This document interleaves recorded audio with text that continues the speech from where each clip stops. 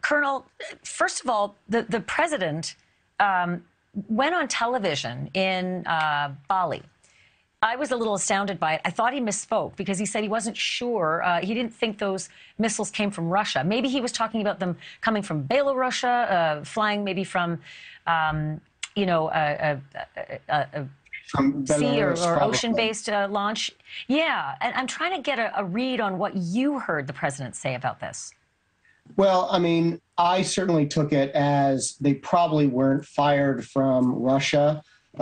They were probably Russian in origin. But that's not saying a lot because many of the missiles throughout that region are of Russian origin. In many cases, the ordnance that Russia has been using, whether fired from Russian territory or from Belarusian territory, is in many cases decades old. And then the Ukrainians have their own missile systems that are exactly the same as the Russian systems because they got them from Russia when the Soviet Union broke up in the early 90s. So there's a lot of very old ordnance that was manufactured in Russia, but it that is flying around that theater of operations.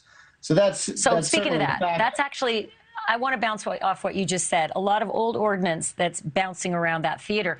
I have heard a number of military experts say today it is entirely possible that, first of all, these things are lousy. They are terrible ordnance. They're just crappy aim. And that it is possible that the Ukrainians actually were firing anti-aircraft fire at this thing and knocked it off course, or blew it and part of it, ended up exploding over the border. I guess the question is, does that matter? And I ask that because if Russia's playing with fire that close to the border, they know what could happen and they know the ramifications. So should that thing happen, should Article 5 be invoked, whereby NATO says, all right, it's on? I think it's very unlikely that Article 5 would be invoked in a situation like this. Might the Russians have fired something deliberately into Polish territory, albeit right over the edge?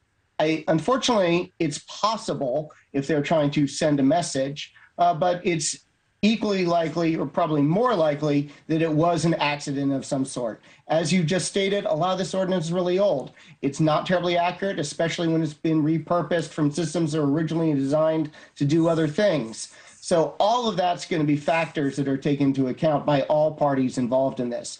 When the weapon technical teams are going to go in there, they're going to take a look at the pieces. They're going to try and make a determination that where that parts originally came from and the intermediate steps it made in order to get where it was, what units it might have assigned to, where it was stored, so on and so forth. And that's going to be tied to other intelligence, such as radio intercepts, or from open source intelligence, what people say or see, or a variety of other sources, and they're going to eventually paint this picture. And that's what's going to determine what happens next from an allied perspective in terms of what the next steps are for NATO and for the United States more specifically. I only have about 20 seconds left, but I have to ask you, because so many people online and in the chatter sphere were saying, is this the, Archduke Ferdinand, Franz Ferdinand moment that kicked off World War I? It sure has all sorts of smells of the alliances, et cetera, but is it? It is absolutely a provocation. Whether it was an accident or deliberate, it is serious and needs to be handled as such. But because it is potentially so dramatically serious, that just means that more resources will be poured into making absolutely sure they know to the best of their ability where that missile came from, who fired it, and under what conditions did it end up landing in Poland. Yeah. For what it's worth, the Russians are denying taking any actions outside of Ukrainian borders, as we would only expect them to say. Thank you so much, Lieutenant Colonel James Dickey. Good to have you on, and we'll have you back for sure. Thank you very much for having me. Thank you for watching. Go to newsnationnow.com to find NewsNation on your television provider. And don't forget to click the red subscribe button below to get more of NewsNation's fact-driven, unbiased coverage.